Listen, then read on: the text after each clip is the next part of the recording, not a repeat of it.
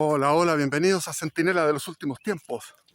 Dije, voy a hacer un video espontáneo, 100% espontáneo, lo que me salga de los cojones.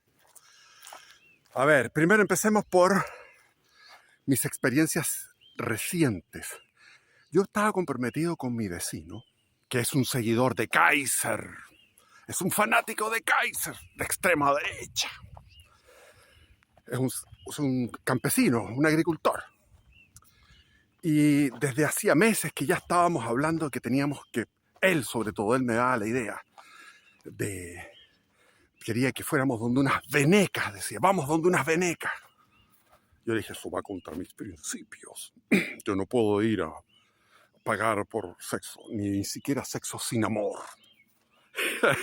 No, el tema era curarse, tomar cerveza, conversar de hombre a hombre y tomar harto y quizás después de llegar a un nivel etílico portentoso, encontrar la verdad. Bueno, quedamos a las 7 con pleno sol, porque él madruga, es un ganadero, entonces tiene que madrugar para lechear. Lo fui a buscar después de meses de tener esta fecha, el viernes 23 de enero a las 7 de la tarde. Vamos a ir a tomar cerveza o vino, lo que quieran. Llegué y estaba el hombre, se escondió detrás de la máquina trilladora. Y yo cuando le toqué la bocina porque no me atrevo a bajar, tiene una jauría de perros, tiene 7 perros y un perro gigante que está amarrado con una cuerda de 2 metros de largo, exactamente 2 metros de largo, en un árbol, y ese perro está toda la vida ahí, en invierno, verano, sin una casa, invierno, verano, todos los días, 24/7, ahí ese pobre perro que tiene raspado la corteza del árbol, la tiene raspada, y el tipo, ese pobre perro ahí, bueno, entonces no me atrevo a bajarme y le toqué la bocina, a lo roto. Nada, y de ahí veo 2 piernas detrás de la trilladora. Dije, me cago, este weón se escondió. Más encima le mandé unos mensajes de voz por el chat, ni me los vio. Entonces yo digo, si hubiera venido Kaiser, o el Papa León XIV, oye, huevón, te voy a ir a visitar. El tipo le habría dicho, mira, yo estoy comprometido, no puedo. O sea, no, había postergado todos los compromisos para poder estar con Kaiser tomándose una cerveza, o con el Papa León XIV, o con el presidente Kast. Pero no, me pasó por, me pasó por su abominable ano. Bueno, después soñé en la noche en el sueño que tuve, que me encontraba con una mujer que estaba fumando y parecía un pito de marihuana. Yo le decía, convídame. Y ella me decía, no, es tabaco. Bueno, fumemos tabaco. Y ahí conversábamos que la marihuana era mejor que el tabaco. Y después llegaban unos sacerdotes de los sacerdotes modernistas con toda su indumentaria litúrgica y la empezaban a engrupir, y ella me decía, yo voté por Boric y yo quería convencerla por Kast y que había que legalizar la droga de la marihuana, y ahí me dejó, y ahí siguió el sueño. Y hoy día en la mañana tuve que ir al pueblo y dije, voy a ir a confesarme con el sacerdote. Pero antes de eso voy a ir al Santísimo. Entré a la iglesia, me arrodillo ante el Santísimo, empiezo a orar y entran 2 viejas hablando a esta velocidad, a este volumen de voz. Las 2 viejas, culiá. Y no me dejaban orar. Entonces me paré y empecé a recitar la oración del alma de Cristo. Alma de Cristo, a este volumen. Alma de Cristo, santifícame. Cuerpo de Cristo, sálvame. Sangre de Cristo, embriágame. Agua del costado de Cristo, lávame. Pasión de Cristo, confórtame. A toda velocidad, a toda fuerza. Orando contra ese ruido espantoso de estas 2. ¿Ustedes creen que se callaron? No, siguieron hablando. Dije, esta es la última vez que entro a la iglesia Si está Cristo aquí, esto es un crimen. Y si no está, es una burla. Dios se está riendo de nosotros, de los pechoños. El pechoñismo, el catolicismo profundo, es muy aristocrático. Ahora, cuando hablé en ese video que hice aquí, el video donde estoy sufriendo tentaciones contra la fe católica, no contra Dios, porque ser ateo es una cosa ridícula. No se puede ser ateo. Entonces, contra otro Dios, o sea, estoy pensando en otro Dios diferente. Entonces, iba a confesarme de mis pecados en contra de la fe, y una vez me confesé con un cura y le dije esto: estoy pecando contra la fe, estoy con dudas, estoy refutando la fe católica en mi interior. El tipo me dijo: ¿tú tienes algún pecado sexual? O sea, claro, él entiende, el sacerdote, con su experiencia de confesor, de que porque están con pecados sexuales, los tipos tratan de adaptar el pecado, su condición de pecaminosa la tratan de adaptar a su pecado. Es un dogma práctico que tienen los sacerdotes y que tiene el catolicismo, y no es así. Precisamente ahora estoy sin ningún pecado sexual. Cuando estaba con pecado sexual, me aferraba a la doctrina católica y a la comunión y a la confesión y al rosario. Hasta que me libero del pecado sexual, mental, en todo sentido, o sea, liberado por completo, como un milagro que lo he contado después de comulgar. Y voy a la confesión, no pude, salí de la iglesia y me encontré en la plaza con un tipo que estaba liando un cigarro, y le hice así, el signo de fumar como que me convidara un pito de marihuana. Y el tipo me dijo: no, si es tabaco. Y nos reímos a carcajadas. Yo dije: pero es que Dios es risa, Dios es humorista. Y me acordaba de la marihuana maravillosa que había, que era la marihuana de Pinochet. En los tiempos de Pinochet había una marihuana exquisita, que era divertida, que nos reíamos. O sea, uno fumaba y todo el rato riéndose de todo. Qué cosa más sana, más linda. Pero después pasaron los tiempos, pasaron los años, y yo ya era papá y todo, y dije: yo quiero probar una marihuana nueva. Y fui a una fiesta electrónica, y en la fiesta electrónica me pasaron, fumé, y bueno, de partida la fiesta electrónica la encontré satánica, porque está un tipo que es el DJ ahí, y tú tienes que estar como mirando al DJ. No se miran entre ellos, no hay coqueteo, no hay baile, como en mi época, el baile apretado, esos lentos apretados de mi época, de los años 70, comienzo de los 70, esas fiestas entrañables. Uno escuchaba a Cat Stevens, a Neil Diamond, después llegó el otro inglés, que ya yo estaba ya pechoño y ya no pesqué eso, Elton John. Ya Elton John ya no lo disfruté, porque me fui a rechazar el mundo, y entré en esa cosa que es como un poquito patológica, del amor a la cruz. Entonces como que estaba yo, al decir estoy con una duda de fe, llegaron como el general Custer. El general Custer, que dijo, cuando ya habían muerto todos sus soldados del 7º de caballería, a los indios: ¡venid! Y fueron todos los indios y lo mataron. Así llegaron todos los católicos pechoños. Tuve que escuchar audios largos, tuve que recibir llamadas preocupadas, y tuve que leer mensajes de mis amigos pechoños que se han multiplicado con el canal, pero todos estaban en la misma política.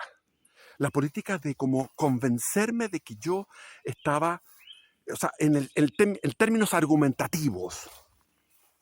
Cuando el problema no es cuidar esta concepción intelectual, esta verdadera catedral, que ahí está Santo Tomás de Aquino, está San Buenaventura, San Alberto Magno, Santo Domingo de Guzmán, está, qué sé yo, San Agustín, el poderoso. Está San Agustín filtrando todo lo que es el platonismo y el neoplatonismo. San Agustín conocía al elegantísimo Patricio, no sé si era Patricio, llegó a Roma el hombre, el aristócrata Plotino, eh, que tenía como antecedentes a Filón de Alejandría, y de ahí, qué sé yo, entonces tú te metes y tienes, el catolicismo es una catedral formidable, por eso que yo jamás sería protestante. Qué cosa más flight, más vulgar, más peregrina que ser protestante, que es algo sentimentalista. Imagínense esos protestantes afroamericanos que cantan y canturrean unas cosas que son muy bonitas, dicen, claro, pero yo no encuentro que eso sea para Dios. Para mí es el órgano, para mí es el canto gregoriano, tiene que ser un canto sosegado, un canto. Eso es eso es la verdadera devoción. Y estamos con una iglesia que traicionó a la tradición. Entonces, si la iglesia traicionó a la tradición y llevamos por lo menos 65 años o 70 años, vamos a completar 70 años de traición, deslealtad a la tradición. Entonces, ¿cuál es la verdad? ¿La iglesia tradicional o la iglesia moderna? Entonces algunos se adaptan y dicen, no, la iglesia moderna es una continuación, hay un continuo, exacto que hay un continuo. Hay un momento que no sabemos en qué punto de este fluir, de este río cósmico, de este río que es el río de la iglesia católica, de repente el río cambió su sustancia poco a poco. Entonces, sigue siendo la esencia católica, es como decir, tú pescas un auto de una marca, qué sé yo, china, y le cambias todos los repuestos y le cambias la carrocería y le cambias el tren, el eje central, y le cambias todo y haces un auto nuevo, con distintas piezas nuevas. ¿Es esa misma esencia? ¿Conserva su esencia o ya cambió la esencia? Entonces yo digo, si Dios no interviene en la situación en la que está la Iglesia Católica, y si la Iglesia Católica es la de Cristo, o sea, es evidente que la Iglesia Católica es la de Cristo. Por eso que digo, ser protestante es algo completamente ilógico, irracional. Tenés que estar peleándote con 15 siglos. Tienes que estar peleando con 15 siglos y armándote o sea, ser protestante es para mí despreciable. Y sin embargo, hay gente muy buena, gente que está practicando. Entonces, ¿qué es lo que prima?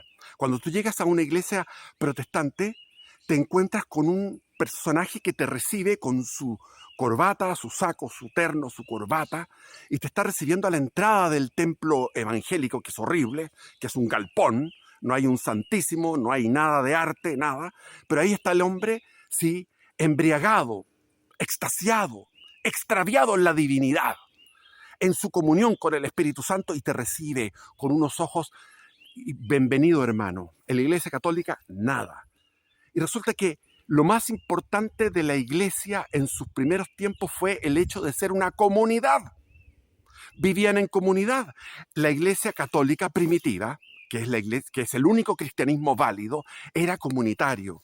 Y después del Concilio Vaticano II surgen los quicos que son los que siguen a Kiko Argüello, los del camino neocatecumenal, y ellos sí viven en comunidad.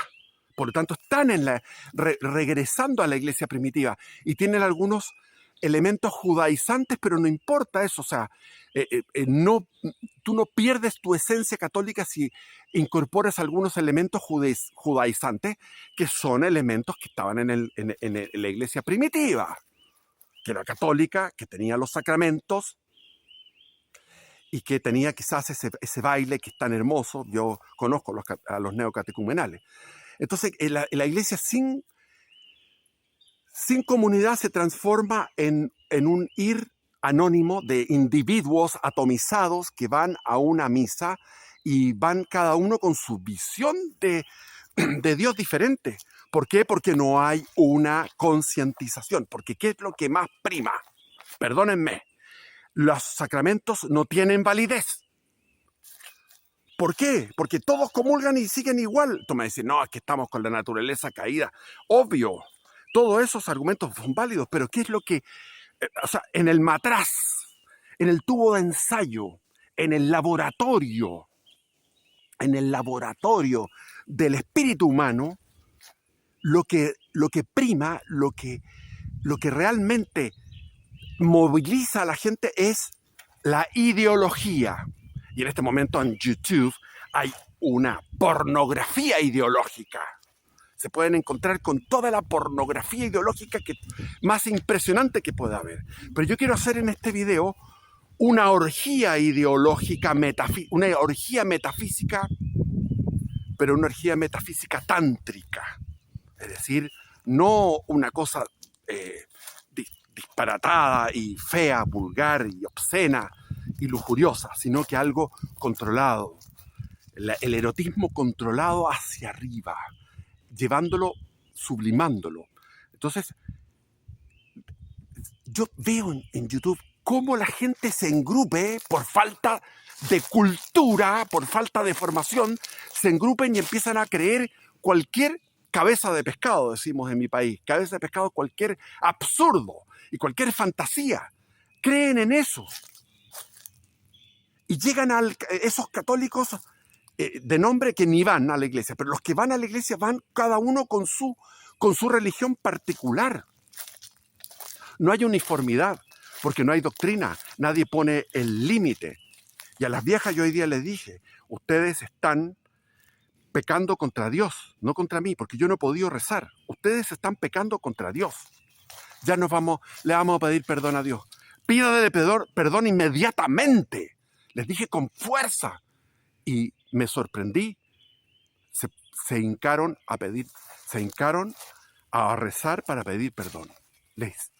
Les hice tomar en cuenta, les hice que tomaran conciencia del pecado grave de estar hablando como estúpidas, como en una feria, en una iglesia. Entonces nadie pone límites, los sacerdotes, ni el papa, ni los obispos, ni nadie pone límites y nadie adoctrina. Entonces cuando lo que vale es la doctrina, el adoctrinamiento, no los sacramentos, porque ¿qué sirve tú que le das un sacramento del matrimonio a una pareja y la pareja a los 2 años está separada? Porque no había un adoctrinamiento de que el matrimonio es un camino de cruz, un camino de abandono de sí mismo, un camino para Cristo. Entonces ya, perfecto. ¿De qué sirve bautizar a un infante o bautizar a quien sea si no hay una concientización que decían los marxistas?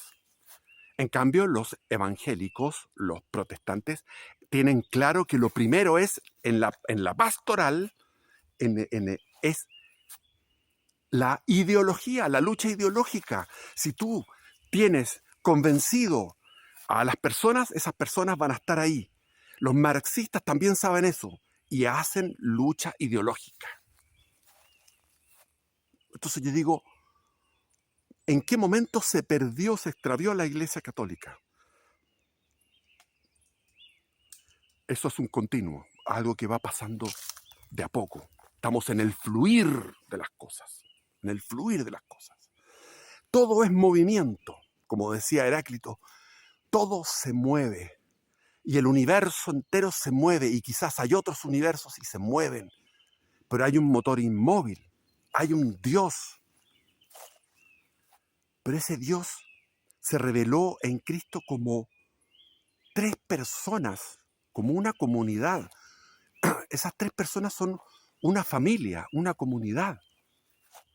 Y en la Iglesia Católica están quedando algunas comunidades, yo, como les digo, la del Opus Dei, la de los Schoenstatt, etc. Y es una cosa aristocrática, porque tú en Chile, contra más alto tu nivel social, económico, tienes tendencia en el ambiente a ser muy católico, con doctrina, con enseñanza. Yo me recuerdo cuando entré a la Universidad Católica estaba lleno de alumnos del Colegio Tabancura, del Colegio San Ignacio, del Verbo Divino, del Colegio los padres franceses de Manquehue, y todos eran 100%, 100% católicos, bien formados. Pero no puede, ¿cómo puede una fe apoyarse en una ideología? Es que todas se apoyan en una ideología, en un constructo abstracto. Y el tema de la deshumanización de la fe, cuando tú te vinculas demasiado al tomismo, porque el tomismo tiene una cosa fome, predecible. El tomismo tiene algo predecible, tiene algo, cuando tú lo lees, cuando lees a Santo Tomás de Aquino, es una cosa árida. Es la fe y la razón, pero de una manera que no acompaña. En cambio, con Agustín, Santo Tomás a los 5 años estaba encargado en el monasterio ese monasterio que bombardearon, eh, el, el- el- el monasterio semilla de todo lo que es la orden benedictina, Monte Cassino. Y a los 5 años, los padres de Tomás de Aquino lo enviaron para que, con la intención, como era una familia noble, una familia súper noble, estaba vinculado a todo lo que era, lo que eran los reyes, eran parientes de los reyes del Sacro Imperio Romano Germánico, o sea, de una familia Hohenstaufen, bueno, entonces, y con el rey de Nápoles, etcétera, era muy encopetado, y la idea de los padres era que él pudiera llegar a ser un abad de Montecassino, o sea, era como una cosa de la ambición de la familia, y él al final se transforma en un fraile mendicante, la recién creada orden de los frailes dominicos, y estaban también los franciscanos. Y llega a París después, primera colonia, donde conoce a San Alberto Magno, después va a París y él comienza a ser ese buey mudo que empieza a hablar y que transforma el mundo y que recoge a Aristóteles y los supera, lo lleva más arriba, más excelso. Pero tenemos a un Agustín que es como nosotros, porque Agustín es un pecador y un converso tardío, después de haber vivido y haber coqueteado y haber, no coqueteado, explorado con su búsqueda de la verdad en los maniqueos, en las sectas que serían ahora las sectas eh, esotéricas actuales. Entonces, existen existen dos tipos de Dios. El Dios creador, que crea de la ex nihilo, de la nada, desde su ser, con una pregunta: ¿cómo Él generó? Es un misterio, el misterio de los misterios, cómo ese Dios puede generar un hueco dentro de su ser, que es un ser infinito, absoluto, cómo puede generar dentro de su ser un hueco, un espacio para un universo gigante o para muchos universos, para una realidad múltiple, que ya el puro planeta Tierra es para toda la eternidad. O sea, si a mí me dicen, eh, ya, resucito y estoy para toda la eternidad, quédate en el planeta, pero feliz.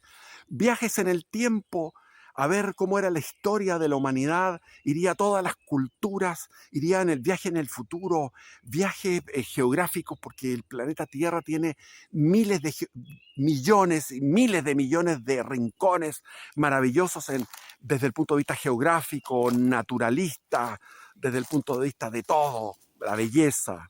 O sea, si uno está en un lugar, en un punto geográfico determinado, y en ese lugar, mirando solamente como una cámara fotográfica, puede sacar 100 fotos del estilo National Geographic, mirando solamente ese punto. Imagínense la exuberancia de la belleza y de lo entretenido que es este puro planeta.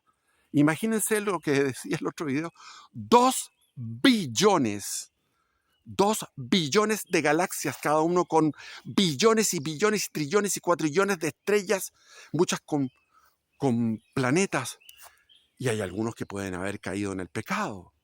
Entonces, ¿el Logos eterno se encarna solo en Cristo o se encarna en miles de millones de mundos que necesitan ser rescatados, algunos sin cruz, otros de otra forma. Como les digo, está claro que los sacramentos no están cumpliendo su trabajo. ¿Por qué? Porque el trabajo principal no es el del sacramento. Porque dicen que llega una gracia especial. Te bautizas, llega una gracia especial. Te confiesas y después sigues confesando lo mismo. La gracia especial, con humildad, tú pides cambiar eso. A la larga puedes hacerlo y cambiar, modificar tu conducta a través de la confesión, a través de tomar resoluciones de cambio, a través de la vía ascética. Se puede.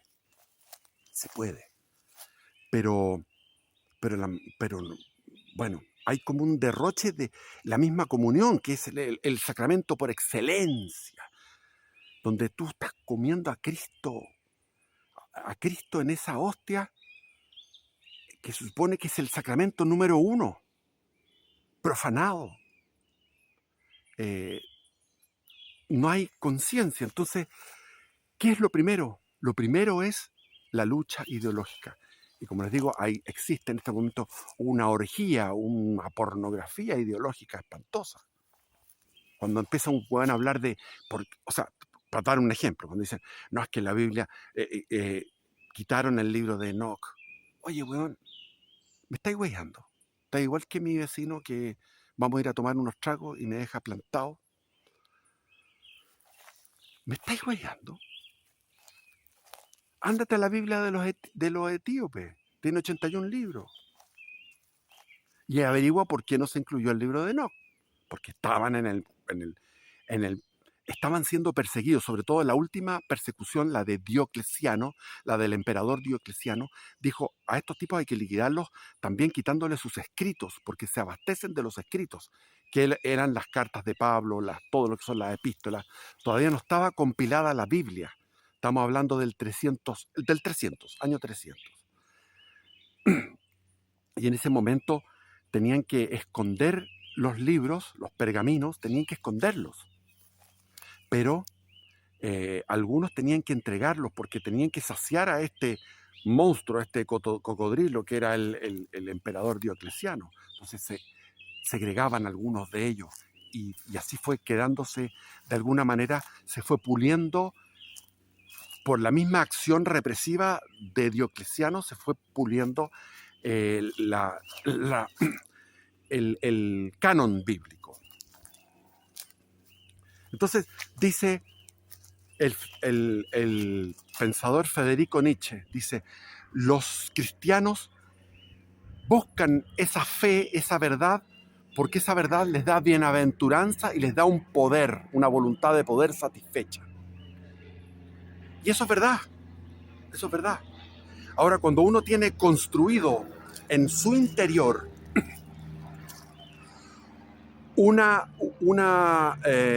la posibilidad del éxtasis y de la bienaventuranza y de esa pequeña voluntad de poder desde un punto de vista dionisíaco, no apolíneo, uno puede o sea, no se justifica el estar en la fe católica, porque la fe católica te da eso y tú puedes obtenerlo en otro lugar. Entonces, ¿por qué estarías en la fe católica?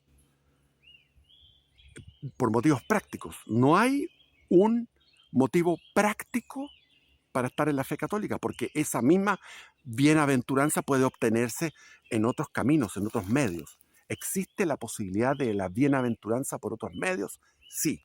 ¿Existe la posibilidad de tener una visión coherente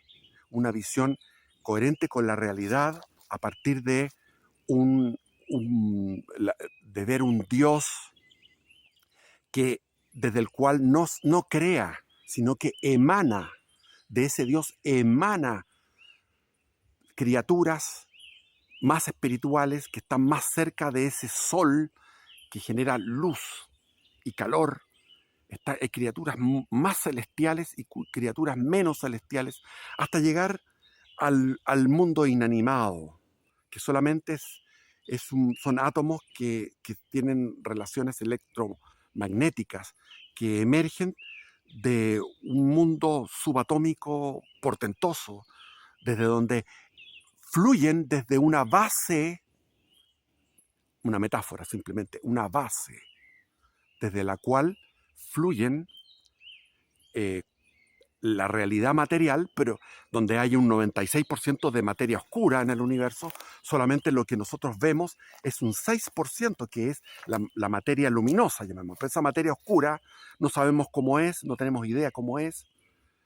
Y la materia luminosa, o sea, lo que es la materia que nosotros vemos, es simplemente como una concentración de actividad electromagnética. Bueno, eso lo dicen los físicos, o sea, la física moderna te explica cómo puede surgir eso.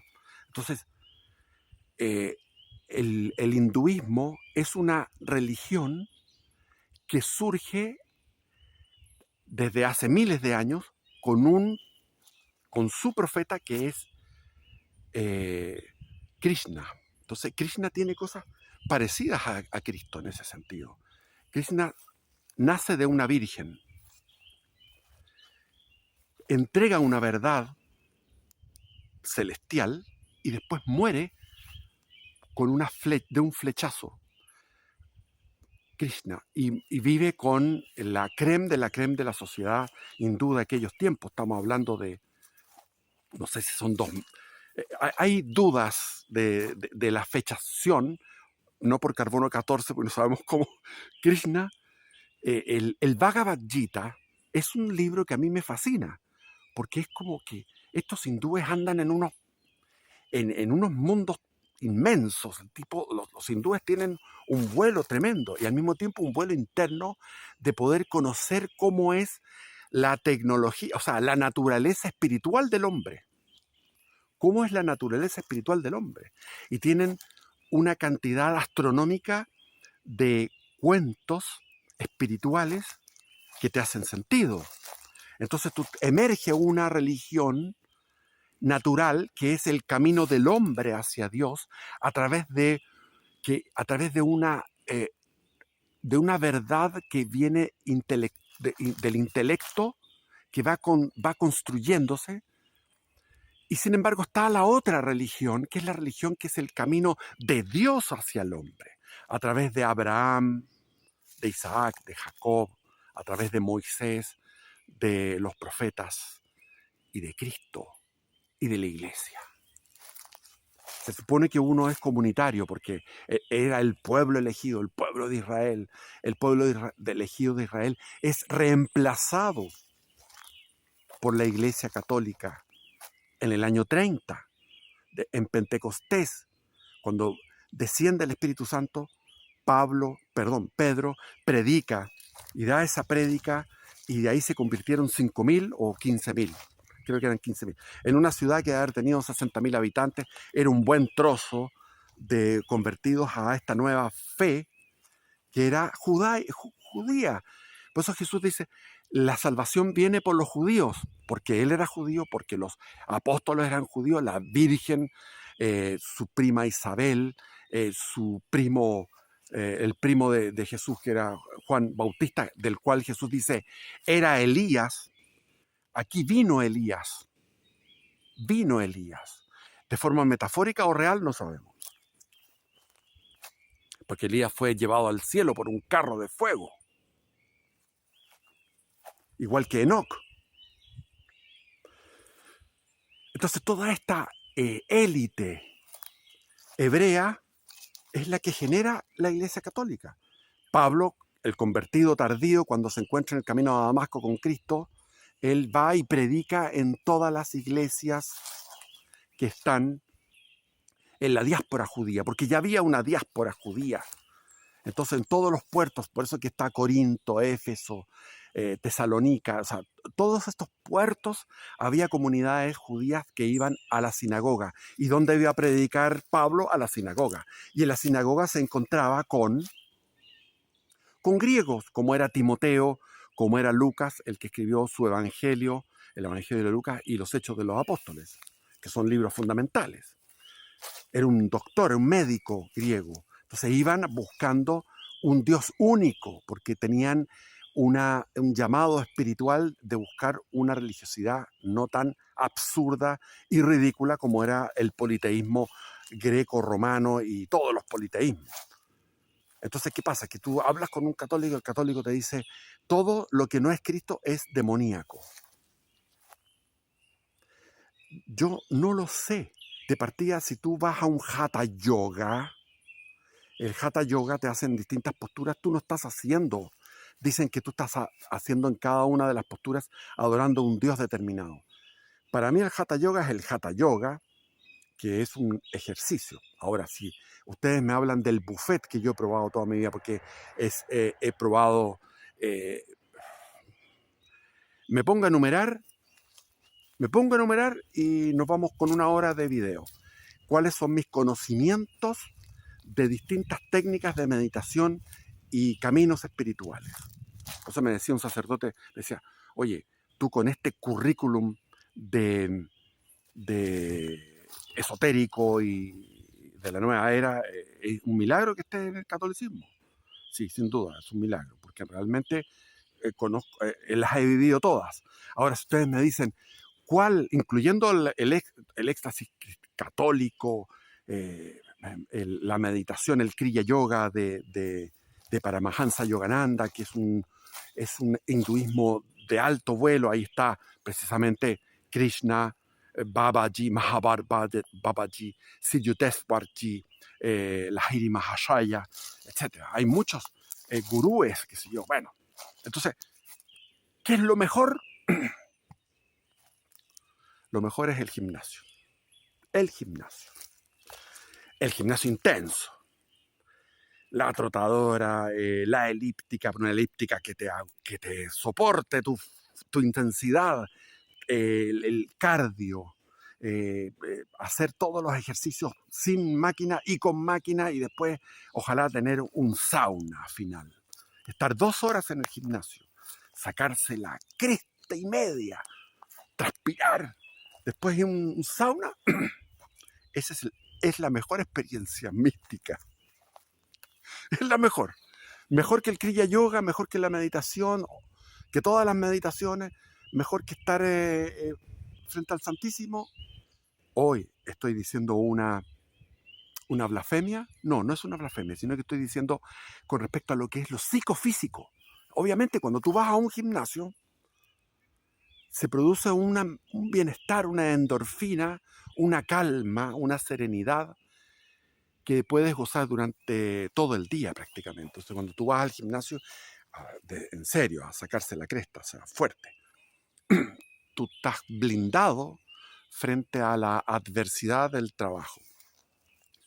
Yo iba a las 6 de la mañana, 6 de la mañana hasta las 8, una ducha, y de ahí a sentarme en un gabinete de ejecutivo financiero al lado de los otros, una especie de recinto que no veías tú la luz del sol, sino que tenías los tubos fluorescentes, unos paneles que te separaban con los otros ejecutivos, que tú escuchabas lo que decían los otros ejecutivos, y con un computador, con un teclado y con un teléfono fijo. O sea, el teléfono fijo, el computador y el teclado. Después empezó a venir el iPhone, pero, o sea, esa vida la podía soportar mejor con el gimnasio que con la meditación, mejor era lo máximo. También está la comunión. La comunión es, cuando uno comulga realmente con fe, es extraordinario. La comunión es extraordinaria. 100% recomendable. La comunión, comulgar la hostia, es lo más. Te da una tranquilidad, una serenidad, pero tenés que estar en un lugar donde se pueda, porque si no te empiezas a enojar con todas las bellaquerías, con todos estos ramplones, yeures, torrejas, picantes, salames, soeces, flaites. Ese es el problema que tenemos. Los incendios en mi país, ¿por qué se producen todos los años? Por los flaites. Yo aquí voy a lugares hermosos. ¿Qué es lo que ves tú? La cerveza. No solamente la cerveza, o sea, la basura. Van a tirar basura a lugares como estos. No sé por qué. Cuando pasa el basurero, ni siquiera uno le paga al basurero. Entonces, existen muchos caminos para llegar a la bienaventuranza y muchos caminos para llegar a la verdad. ¿Y cuál es la verdad? No podemos engañarnos con que la verdad está en la bienaventuranza, porque si no vamos al puro gimnasio. Y en el gimnasio encontramos la verdad, porque ahí vamos a encontrar bienaventuranza. Claro que es un problema porque los gimnasios te ponen música y la gente va con unos... Me gustaría un gimnasio propio. Si yo fuera millonario, tendría un gimnasio para mí exclusivo. ¿Por qué? Porque lo más importante es la vibración, la onda, el espíritu de los que van al gimnasio. De partida no se puede ir a mediodía, porque a mediodía se llena de juventud. Y en la tarde tampoco. Tienes que levantarte y llegar. Un buen gimnasio que se precie empieza a las 6 de la mañana. Y te encuentras con 4 o 5 personas. Punto. Son los primeros que llegan. Después a las 7 ves que llegaron 20 más. Y a las 8, cuando tú te vas, ya hay 200 personas en el gimnasio. Es así, impresionante. Claro, y hay distintas experiencias. Por ejemplo, para mí otra cosa, una experiencia sublime es nadar mar adentro en las aguas gélidas del Pacífico chileno, que son aguas fuertes. Nadar mar adentro. Llegar, por ejemplo, en la herradura que está en Coquimbo, llegar hasta a tocar el casco de un barco, tocar ese casco inmenso de un barco, aterrorizante, un barco. Eso es una experiencia que tienes que estar en un estado de conciencia tremendo. Lo otro es lo que todos practican, pero muy pocos llegan a hacer el amor sin eyaculación, es decir, hacer el amor de una manera que pueda llegarse a un éxtasis sublime que pueda durar 3 horas, 3 horas ininterrumpidas o 5 horas ininterrumpidas. Cuando yo escuché eso del Sting, el Sting se cachiporreaba y decía eso, yo dije, esta cosa no puede ser, pero se puede. Y se puede y es un viaje psicotrópico, digamos. También yo probé todas las drogas, O sea, hice una especie de taxonomía de cuál, lo mismo que hizo este gallo el Escotado, este libertario español. Hice lo mismo que él. Probé una cosa, lo anotaba, lo reflexionaba. Por ejemplo, odié la cocaína. La probé una vez y dije, esto es una mierda. La cocaína es una porquería. Es una porquería. Como el café. Simplemente son estimulantes, pero no tiene nada de vuelo. Etcétera. Cada uno... clasifiqué, por ejemplo, la mescalina, o sea, todo lo que es el peyote, como supremo. La marihuana de Pinochet, que era esa marihuana que se perdió. Ya no hay marihuana así. Porque he ido en distintos, durante los tiempos de los años 2000 para adelante, cuando me han convidado, digo, esta cuestión no tiene nada que ver. Y así también dejé de fumar, porque ya no estaba la marihuana de los 80. La alteraron genéticamente. El LSD es una experiencia notable, pero hay que estar con el LSD, hay que estar en un lugar así. Porque si tú estás en la ciudad, todo se te agranda, entonces como ver una araña y verla gigante, la araña gigante, el LSD y aumenta lo negativo de una ciudad, la contaminación, todo el ruido. En cambio, en un lugar así, etcétera. Entonces, conocí todo esto y anduve, por eso lo he contado en mi libro, en Barcostop, que está en mercadolibre.com, Barcostop. Ahí hice un libro que es superior a lo que escribió Jack Kerouac, porque es un Jack Kerouac sudamericano, en este caso chileno, que tiene aventuras más portentosas que las que tenía nuestro escritor, que era Jack Kerouac. Jack Kerouac es de los años 50, de la generación Beat. Y como de la generación Beat, los tipos hacían dedo y se iban de una costa, de la costa este a la costa oeste, y llegaban a San Francisco, California, en los años 50 y hacían encuentros de poetas y cada uno declamaba. Ahí estaba Allen Ginsberg y otros poetas que eran del estilo de este gran poeta norteamericano, el fundador de la poesía norteamericana, que es, ya me va a llegar, mandé al hombrecito a buscarlo al cerebro, ya me va a llegar. Entonces, Jack Kerouac tiene un libro que se llama, uno On the Road, y el otro se llama Los vagabundos del Dharma. El Dharma es lo positivo. Está el karma, con K, que es lo negativo. Entonces, toda la ideología metafísica oriental te lleva a una cosa racional, de que tú no vas en esta vida a jugártelas para un cielo ni para un infierno, sino que tienes la posibilidad de ir mejorando de encarnación en encarnación. Y cuando tú estás en una vida y te portas muy mal, vas a reencarnar muy mal en la otra vida. Y ahí uno puede explicarse de que nazca gente ciega de nacimiento o que nazca con unos enfermedades monstruosas, espantosas, de nacimiento. Entonces uno diría, pucha, este Dios es un Dios, el Dios cristiano sería un Dios hiper caprichoso, antojadizo, arbitrario. Cuando le preguntaban a los apóstoles, a Jesús le decía, esta que está aquí, que estaba con problemas de salud graves, ¿pecó ella o pecaron sus antepasados? Y Cristo no les responde, no les aclara, sino que les dice, ella está aquí para manifestar la gloria de Dios. Y hace el milagro y la salva, o sea, la sana, perdón, al mismo tiempo que la salva, porque Cristo tiene esa unidad de alma y cuerpo que los orientales no la tienen. Es decir, el orientalismo es individual, es individualista, cada uno va por su pista de karma y de dharma, y sin embargo, cuando tú vas a una secta, vas a encontrar más fraternidad. En cambio, en el catolicismo se supone que es comunitario, como fue en sus orígenes, comunitario, como era en sus orígenes, más que comunitario, era incluso racial, étnico, de una nación como era Israel. Porque las órdenes de Yahvé cuando llegaron a la Tierra Santa era eliminar a todos los pueblos que estaban en Tierra Santa. Eliminarlos. Así hay una orden de Yahvé, una orden genocida.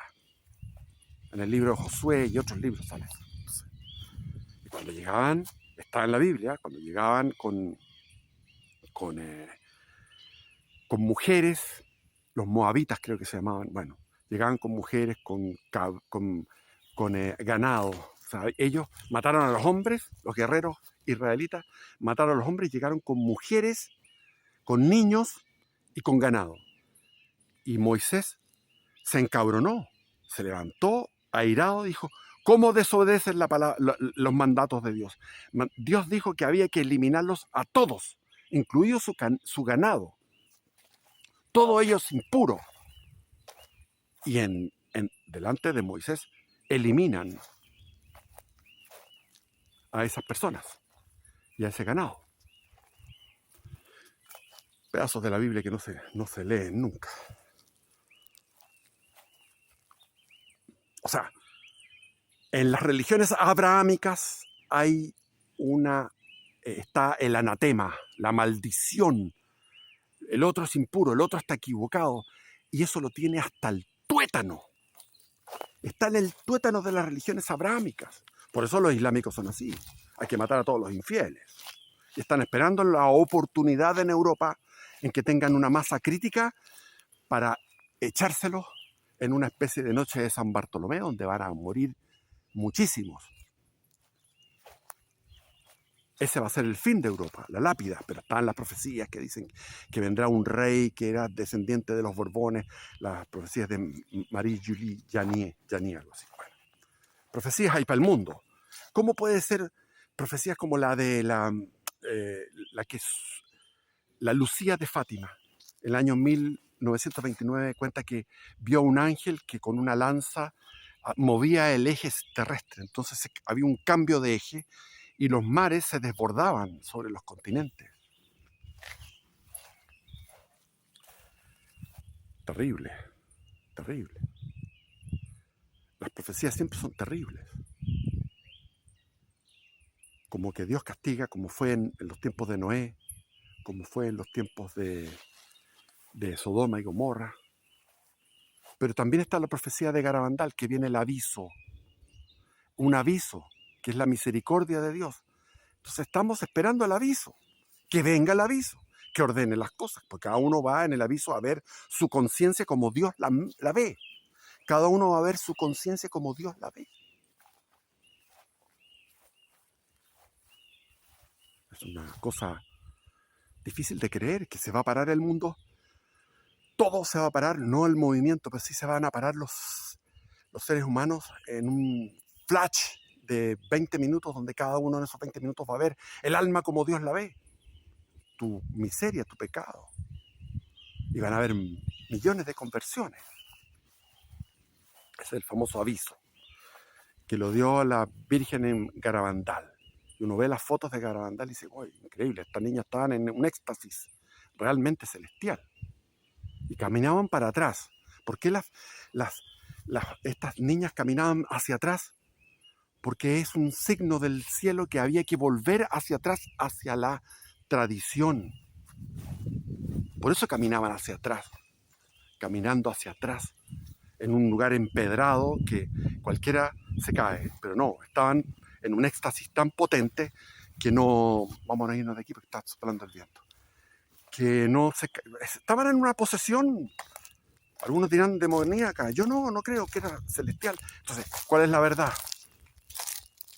¿Cuál es la verdad? La del Jack Kerouac, los vagabundos del Dharma, con su...